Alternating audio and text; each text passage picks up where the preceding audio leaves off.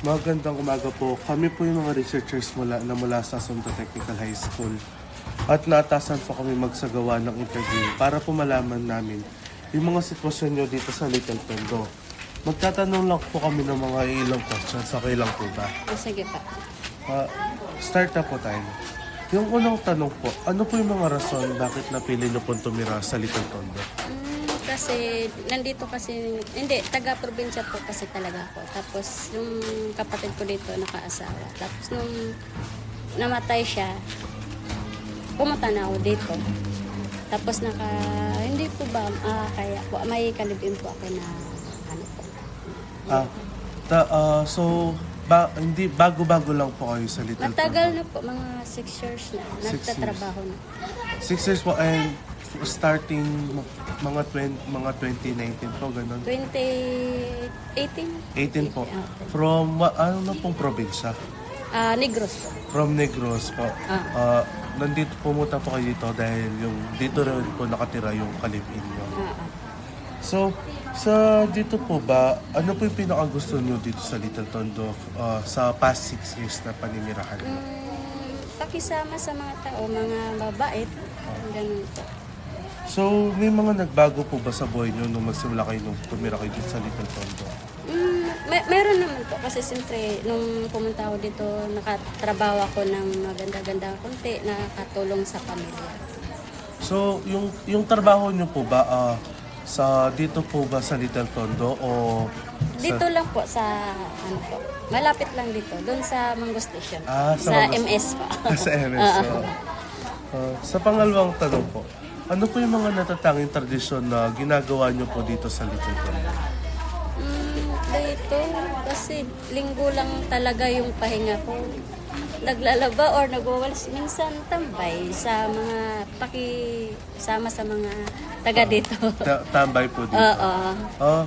Yung po bang yung mga yun, paano nyo po napapanatiling buhay yung mga tradisyon nyo dito? Pakisama.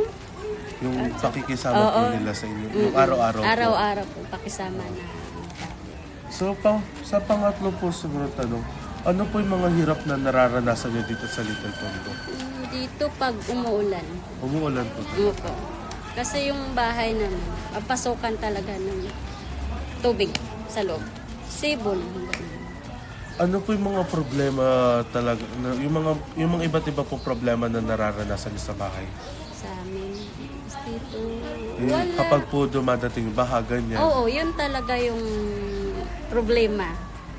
So, kapag po ba dumadating yung baha, gano'n po kataas sa inyo? Sa loob po Hanggang ng dito bahay? sa loob. Hanggang dito. Tuhod po? Hanggang tuhod. So, kapag po dumadating yung baha, yung mga gamit nyo po ba, may mga Tinataas. nasisira o inaakyat nyo po? Inaakyat sa itaas. Para, Sa papag, sa para po upuan. hindi po maabutan ng baha.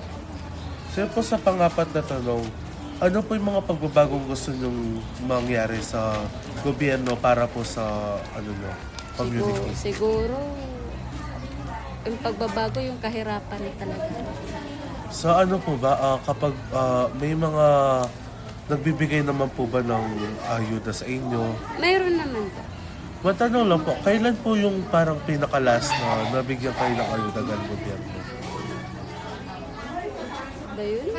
Tagal-tagal na din. Pero, ano naman nung bago lang parang ibigay sila ng bigas. Nung bago po nagkaroon, kapag po may dumadating na bagyo, at saka ba, may mga dumadating rin po ba na ayuda o tulong? Mayroon naman din po. Mayroon naman siya, pero hindi madalas na. Parang hindi po kayo masyadong nakikita yung paghihirap na nakikita ng barangay. Yung pagbaha po ba, sa pagbaha po ba, yun lang po ba yung mga problema nyo dito sa community? Parang ganun lang. Parang baha lang talaga yung problema dito. Kasi pati yung kanal lang kasi din talaga yung problema namin dito. Yung sa mga kanal na po ba yun, naaayos naman po ba ng barangay o madalas po kayo na talaga nag-aayos? Dito sa kanal na to, tulong-tulong. Tulong po. Naglilinis. Kaso lang, kahit anong linis dito, walang kalalabasan ng tubig. Kasi yun nga, sabi nila doon, sirado na daw. Nabarado na. Barado na daw. Sabi nila. So, yun po, yun talaga yung mga gusto nyong mahingi talaga mula sa barangay sa gobyerno. Yun talaga, dati pa yun, simulang dumating ako dito. Yun lang naman talaga yung kailangan namin dito na labasan ng ng kanal. Ng tubig ka. Tubig kanal. Kasi, yun lang. Yun lang yung namin dito. Oh, sige. Yun lang po.